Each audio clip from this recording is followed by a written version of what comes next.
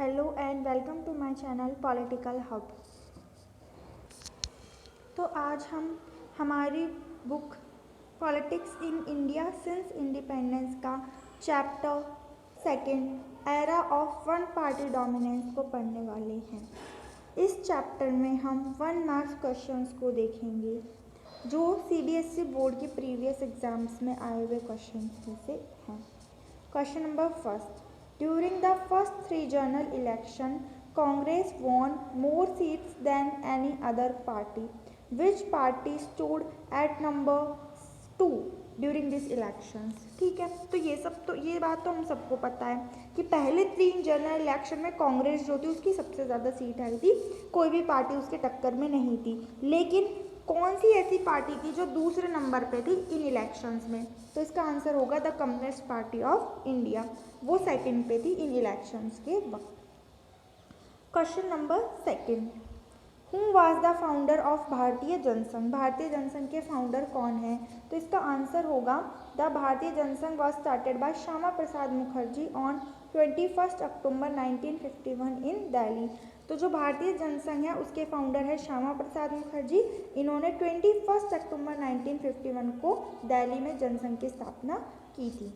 Question number 3, which political party led emphasis on the idea of one country, one culture and one nation? तो ऐसी कौन सी political party है जिसकी idea ये है कि एक देश, एक संस्कृति और एक राष्ट्र होना चाहिए? तो ये है भारतीय जनसंघ की। तो इसका आंसर क्या हो जाएगा? भारतीय जनसंघ। भारतीय जनसंघ का ये विचार है। Question number 4, in which year was the first general election to Lok Sabha held? किस साल में पहला जनरल इलेक्शन हुआ था लोकसभा का? या फिर in which year was the first general election held in India? और in first general election how many seats did the Congress win? How many seats did the next largest party win? और which party emerge has the second largest party in the 1952 general election? तो ये question जो है अलग अलग तरीके से पूछा जा सकता है। तो इसका आंसर होगा the first general election held in 1952, Congress won 364 seats and communist party of India CPI won 16 seats and emerge है सेकेंड लार्जेस्ट पार्टी। तो देखो, जो जनरल इलेक्शन हुआ था पहला वो 1952 में हुआ था और कांग्रेस की 364 सीट आई थी और जो सेकंड पोजीशन पे थी वो थी कम्युनिस्ट पार्टी ऑफ इंडिया जिसकी 16 सीट्स आई थी। वो सेकंड लार्जेस्ट पार्टी थी कम्युनिस्ट पार्टी ऑफ इंडिया। ऐसे तो इलेक्शन जो थे वो अक्टूबर 1951 से लेकर और फरवरी 1952 तक हुए थे, पर ज़्यादातर वोटिंग जो है 1952 में हुई थी, इसलिए इसको हम 1952 का इलेक्शन बोलते हैं। अब आते हैं हम क्वेश्चन नंबर 5 पे। When was the constitution of India ready and sign by the members of constituent assembly? When did it come into effect? तो कॉन्स्टिट्यूशन जो था वो कब रेडी हुआ था, कब उसके मेंबर्स जो थे कॉन्स्टिट्यूएंट असेंबली के उन्होंने साइन किया था और कब वो इफेक्ट में आया था? तो इसमें 3 क्वेश्चन हो गए कि कॉन्स्टिट्यूशन रेडी कब हुआ था। तो कॉन्स्टिट्यूशन रेडी हो गया था 26 नवंबर को। साइन कब किया था मेंबर्स ने? तो वो किया था 24 जनवरी 1950 को। और फिर वो अफेक्ट में कब आया था? तो वो आया था 26 जनवरी 1950 को। तो इसका आंसर होगा The Constitution was ready and signed by members of Constituent Assembly on 26 November 1949. It came into effect on 26 January 1950. ये थोड़ी सी मिस्टेक है यहाँ पे। जो कॉन्स्टिट्यूशन है वो रेडी हो गया था 26 नवंबर 1949 को, लेकिन जो साइन था वो 24 जनवरी 1950 को हुआ था, जो कि क्या थी? कॉन्स्टिट्यूएंट असेंबली की लास्ट मीटिंग थी और फिर ये इफेक्ट में आया था 26 जनवरी 1950 को। क्लियर है ये? अब question number 6, name the founder president of Congress socialist party? What name was given to this party after 1948? और name the party of India was founded by Acharya Narendra Dev before independence of India? What was the Congress socialist party formed in India? When was the Congress socialist party formed in India? तो यानी कि अलग अलग तरीके से question पूछा जा सकता है। मेनली ये क्वेश्चन है कि सोशलिस्ट पार्टी कब बनी थी, सोशलिस्ट पार्टी के फाउंडर कौन थे और सोशलिस्ट पार्टी जो है वो कांग्रेस से अलग कब हुई थी?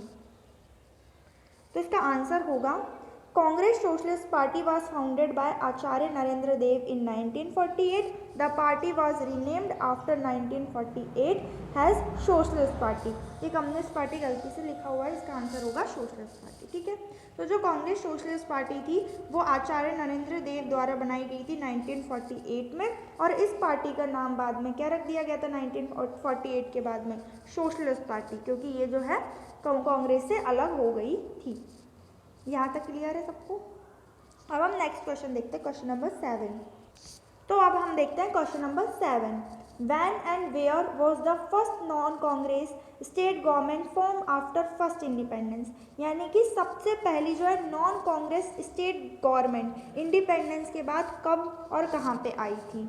या फिर ये क्वेश्चन इस तरह से भी हो सकता है, in which state did the Indian National Congress face defeat in March 1957 assembly election, और where and when did the communist party came to power in the world for the first time through the democratic election?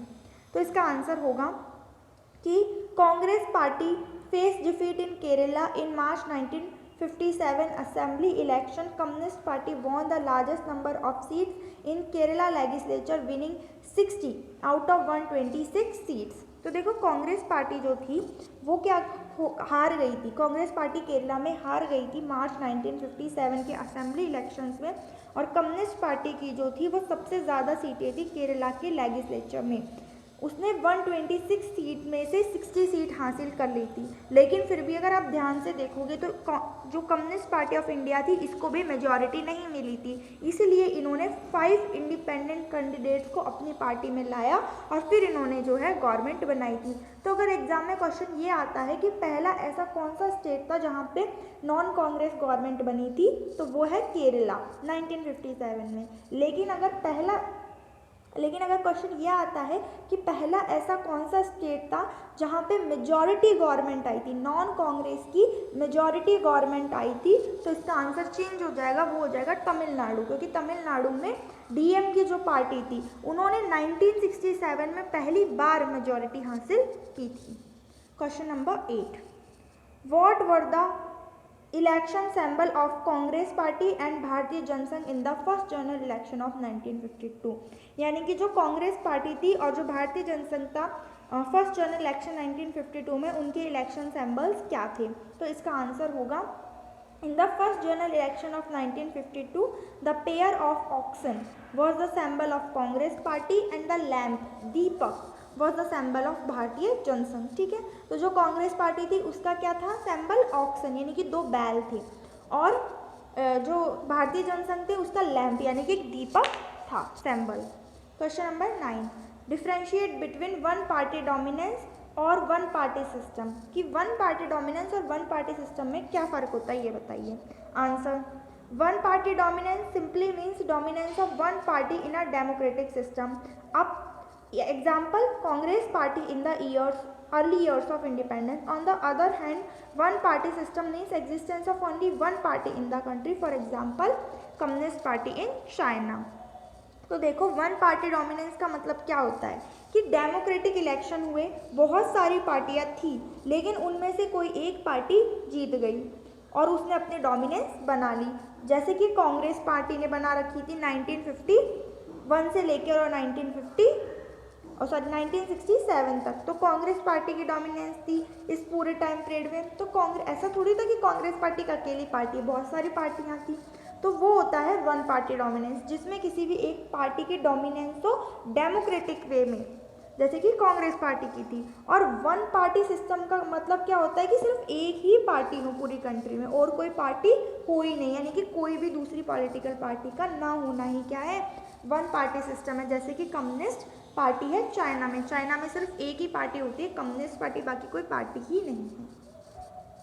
Question number 10, Bharatiya Jana Sangh lead emphasis on which 2 main ideas, यानी कि भारतीय जनसंघ के कौन से 2 ideas थे, या फिर भारतीय जनसंघ जो है किन 2 विचारों में यकीन रखती है। तो इसका आंसर होगा, Bharatiya Jana Sangh lead emphasis on the following ideas, reunion of Indian and Pakistan in Akhand Bharat, one country one culture one nation.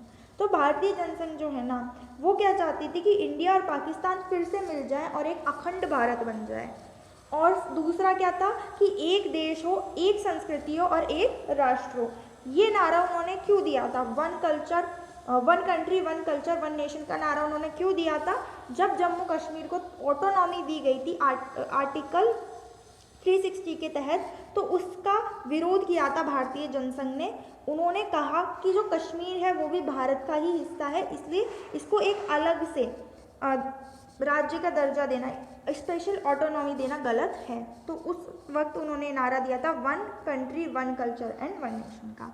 तो भारतीय जनसंघ के दो आइडिया हो गए, एक तो क्या कि वो इंडिया और पाकिस्तान को मिलाकर और एक अखंड भारत बनाना चाहते थे, और दूसरा one country one culture and one nation. Question number 11, fill in the blanks with appropriate word. The Commission of India was set up on January 1950. तो कौन सा कमीशन जो था वो जनवरी 1950 में सेटअप हुआ था? तो इसका आंसर होगा इलेक्शन कमीशन।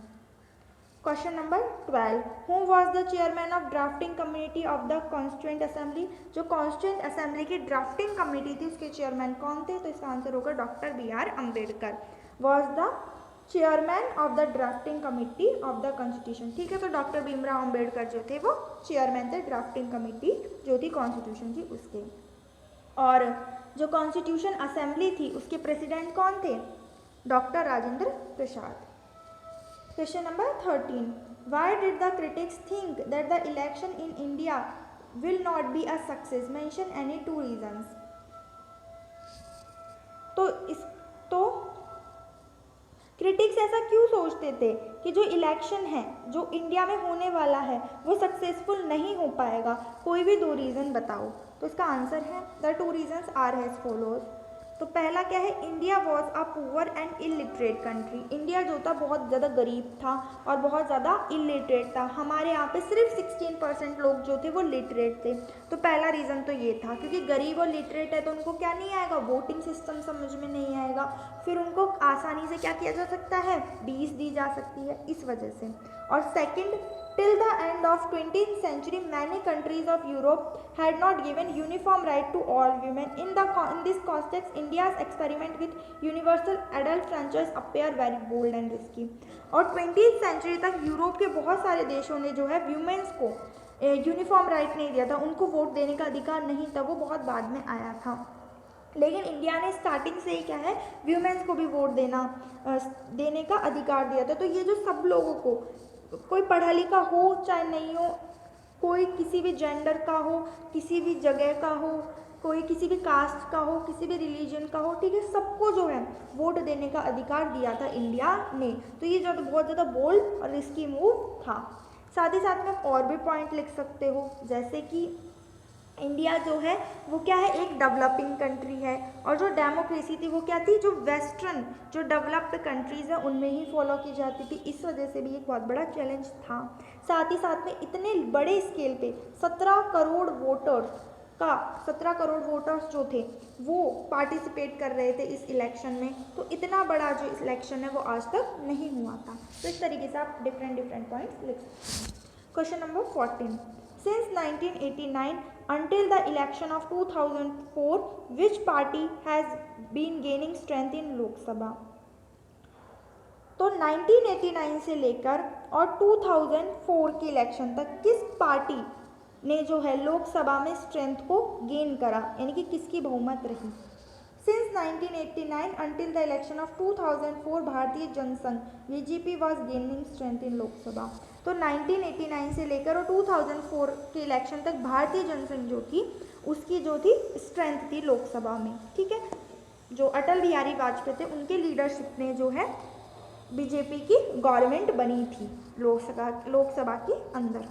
तो इसके साथ में हमारे जितने भी इम्पॉर्टेंट क्वेश्चन थे इस चैप्टर के वो सारे कंप्लीट हो चुके हैं।